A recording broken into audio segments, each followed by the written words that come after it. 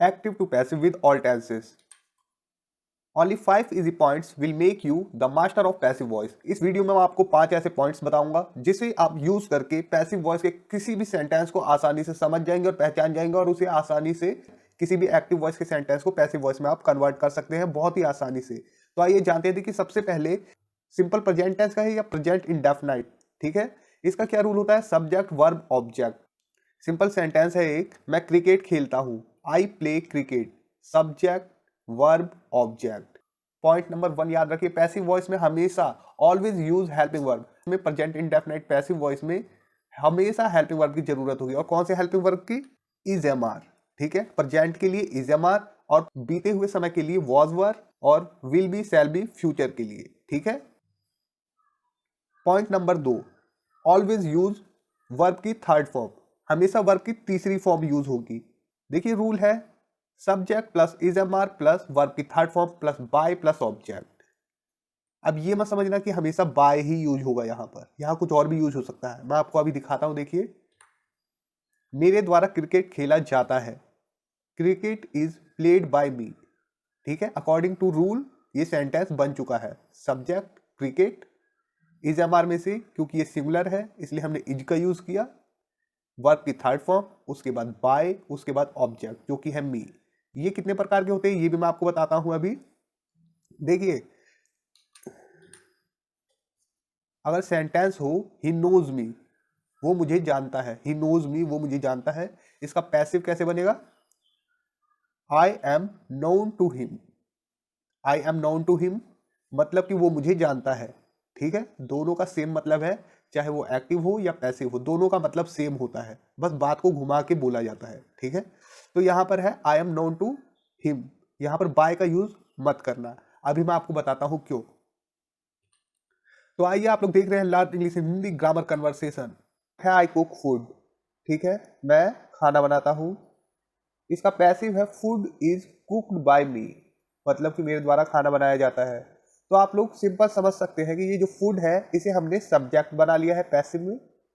ठीक है, उसके बाद हम हेल्पिंग वर्ब, वो मैं आपको बताऊंगा रूल के हिसाब से। ठीक है, और उसके बाद वर्ब की थर्ड फॉर्म, हर टेंस में वर्ब की थर्ड फॉर्म लगेगी पैसिव बनाने के लिए। और यहाँ पर बात हो रही है आई। ठीक है, आई जो सब्जेक्ट है उसे हमने बाय मी कर दिया, तो food is cooked by me.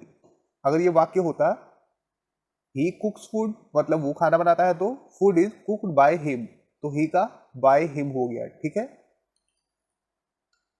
They cook food वे लोग खाना बनाते हैं, food is cooked by them, they का बाय लगा के हमने देम लगा दिया। ठीक है, दे का ऑब्जेक्ट देम। तो इस प्रकार से आप लोग जान सकते हैं। मैं आपको दिखाता हूं कि इन सबके सब्जेक्ट और ऑब्जेक्ट आप लोग कैसे पहचानेंगे।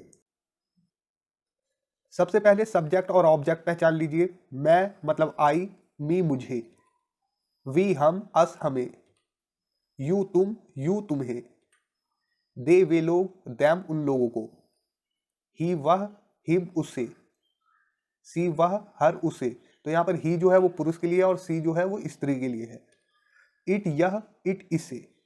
तो उम्मीद करता हूं आप लोगों को सब्जेक्ट ऑब्जेक्ट पता चल गया। ये जो लाइन है ये सब्जेक्ट है और इनका जो ऑब्जेक्ट है वो ये है। आई का मी, वी का अस, यू का यू, दे का दैम, ही का हिम, सी का हर, इट का इट। देखिए यहां पर मैंने आपको दे रखा है इंडेफिनाइट। ठीक है, is am are, was were, will be, shall be. हमेशा इंडेफिनाइट में इन्हीं हेल्पिंग वर्ब का यूज होगा पैसिव वॉइस में। ठीक है, और ज्यादा कंफ्यूज होने की बात नहीं है। अगर प्रेजेंट की बात हो रही है तो वहां पर इज एम आर का यूज होगा, अगर पास्ट की बात हो रही है तो वहां पर वॉज वर का यूज होगा, अगर फ्यूचर मतलब भविष्य की बात हो रही है तो वहां पर विल बी या शैल बी का यूज होगा। किस प्रकार से होगा ये भी मैं आपको बता दूंगा। देखिए, present indefinite, subject verb object, मैं खाना बनाता हूं, आई कुक फूड। ठीक है, सब्जेक्ट वर्ब ऑब्जेक्ट फूड। ठीक है, तो पैसिव वॉइस में क्या होता है, ये जो ऑब्जेक्ट है इसे हम सब्जेक्ट बना देते हैं। ठीक है, ये ऑब्जेक्ट जो है ये सब्जेक्ट बन जाएगा। आइए देखिए पैसिव वॉइस। पहले देखिए रूल है subject is am are plus verb की थर्ड फॉर्म। खाना मेरे द्वारा बनाया जाता है, food is cooked by me. तो आपने देखा ये जो था यहाँ पर जो ऑब्जेक्ट उसे हमने यहाँ पर सब्जेक्ट बनाया। ठीक है, आई कुक फूड, लेकिन यहाँ पर फूड इज कुक्ड बाय मी। उम्मीद है इतना आप लोग समझ गए। पहले सब्जेक्ट, उसके बाद helping verb according to subject. तो फूड क्या है, सिंगुलर है, इसलिए हमने इज का यूज किया यहाँ पर। और यहाँ पर हमेशा वर्ब की थर्ड फॉर्म आएगी, ऑलवेज वर्ब की थर्ड फॉर्म आएगी, ठीक है। उसके बाद बाय, अगर कोई पर्सन है तो उसके पहले बाय लगाएंगे। वो रिश्वत लेता है, ही टेक्स द ब्राइब। देखिए इसका पैसिव है, रिश्वत उसके द्वारा ली जाती है। The bribe is taken by him. समझ गए, ये जो है एक्टिव है और ये है पैसिव, सिंपल प्रेजेंट का। अब देखिए पास्ट इंडेफिनाइट। एक्टिव में क्या होता है रूल, सब्जेक्ट वर्ब की सेकंड फॉर्म और ऑब्जेक्ट। सेंटेंस है, उसने मुझे परेशान किया, ही डिस्टर्ब्ड मी। और देखिए पास्ट इंडेफिनाइट का पैसिव है, सब्जेक्ट प्लस वॉज या वर का यूज करेंगे, उसके बाद वर्ब की थर्ड फॉर्म। उसके द्वारा मुझे परेशान किया गया, I was disturbed by him. उसने एक गाना गाया, ही sang a song। उसके द्वारा एक गाना गाया गया, a song was sung by him। Next, future indefinite. Active का रूल होता है सब्जेक्ट शैल या विल वर्ब की फर्स्ट फॉर्म। शैल का यूज आई और वी के साथ, बाकी सभी के साथ विल का यूज होता है। और मॉडर्न इंग्लिश में शैल का यूज होता ही नहीं, ठीक है। टेंसेस में शैल का यूज नहीं होता मॉडर्न इंग्लिश में, जबकि विल का ही यूज होता है केवल, ठीक है। देखिए एग्जाम्पल है, उसका भाई तुम्हें बुलाएगा, his brother will call you. तो यहाँ पर क्या है, फ्यूचर इंडेफिनाइट पैसिव, पहले सब्जेक्ट शैल या विल, उसके बाद बी लगाएंगे, ठीक है। उसके बाद वर्ब की थर्ड फॉर्म, उसके भाई द्वारा तुम्हें बुलाया जाएगा, you will be called by his brother. Point number 3 passive, always use being in continuous. Continuous tense के लिए हम बीइंग का यूज करेंगे। आइए देखिए कैसे। देखिए प्रेजेंट कॉन्टिन्यूअस एक्टिव, पहले हम सब्जेक्ट और उसके बाद इज एम आर का यूज करते हैं, उसके बाद वर्ब की फर्स्ट फॉर्म में आईएनजी लगाते हैं, ठीक है। तो ये सेंटेंस हमारा बन जाता है, मैं एक फिल्म देख रहा हूं, मतलब I am watching a movie, ठीक। और पैसिव में क्या होता है, present continuous passive, subject am is are according to subject, उसके बाद हम बीइंग का यूज करते हैं और वर्ब की थर्ड फॉर्म लगाते हैं। मेरे द्वारा एक फिल्म देखी जा रही है, a movie is being watched by me. तो बीइंग का यूज जरूर करेंगे कॉन्टिन्यूअस के लिए, हेल्पिंग वर्ब के बाद। देखिए इसी प्रकार से पास्ट कॉन्टिन्यूअस रूल है, सब्जेक्ट वॉज या वर अकॉर्डिंग टू सब्जेक्ट, उसके बाद वर्ब के फर्स्ट फॉर्म में आईएनजी। वे लोग सड़क की मरम्मत कर रहे थे, they were repairing the road. इसका पैसिव है, देखिए रूल है past continuous passive, subject was were plus be plus verb की थर्ड फॉर्म। उन लोगों द्वारा सड़क की मरम्मत की जा रही थी, the road was being repaired by them. देखिए always use the been after has have या हैड, मतलब हैज हैव या हैड के बाद हम हमेशा बीन लगाएंगे, ठीक है, बीन। इसी प्रकार से प्रेजेंट परफेक्ट का जो रूल है, सब्जेक्ट हैज या हैव, उसके बाद वर्ब की थर्ड फॉर्म। सेंटेंस देखिए, मैं चाय बना चुका हूं, आई हैव मेक टी, ठीक है। और इसका पैसिव देखिए, present perfect passive, subject has या have plus been plus verb की थर्ड फॉर्म। तो मैंने बोला हैज या हैव किसी भी सेंटेंस में हो या हैड हो तो उसमें उसके बाद हम बीन लगाएंगे, जैसा कि ये रूल में भी है, ठीक।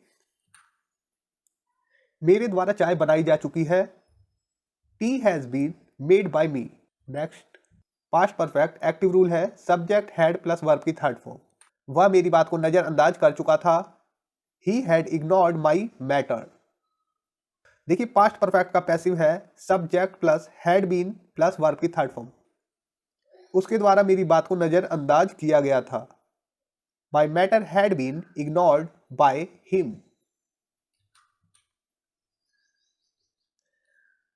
फ्यूचर परफेक्ट एक्टिव जो रूल है, सब्जेक्ट प्लस शैल या will plus have plus verb की थर्ड फॉर्म। एग्जाम्पल, वो केक बना चुका होगा, he will have made cake. Future perfect passive, इसका रूल है सब्जेक्ट शैल या विल हैव बीन और वर्ब की third form.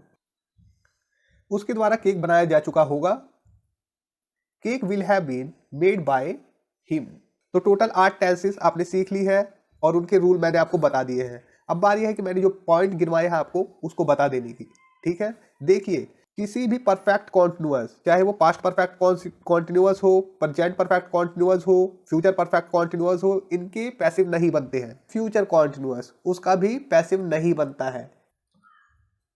Point number 1, passive always use helping verb. Indefinite के लिए प्रेजेंट इंडेफिनाइट यूज करते हैं इज एम आर, पास्ट में पास्ट इंडेफिनाइट के लिए वॉज वर, फ्यूचर इंडेफिनाइट के लिए विल बी या shall be. Point number 2, always use verb की थर्ड फॉर्म। ठीक है, वर्ब की थर्ड फॉर्म हमेशा यूज होगी। Point number 3, passive always use being in continuous. Continuous में बीइंग का यूज होगा हेल्पिंग वर्ब के बाद हमेशा। पॉइंट नंबर 4 है always use been after has, have या हैड। ठीक है, हैज, हैव या हैड के बाद बीन लगाना होगा पैसिव के लिए। और पॉइंट नंबर 5 है योर प्रैक्टिस।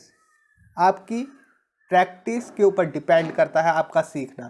तो आइए कुछ प्रैक्टिस सेंटेंसेस मैं आपको देता हूं बिना स्ट्रक्चर के। क्या आप इसे बना पाएंगे? प्रेजेंट इंडेफिनाइट, वह रिश्वत लेता है। ही टेक्स ब्राइब, इसका पैसिव है रिश्वत उसके द्वारा ली जाती है।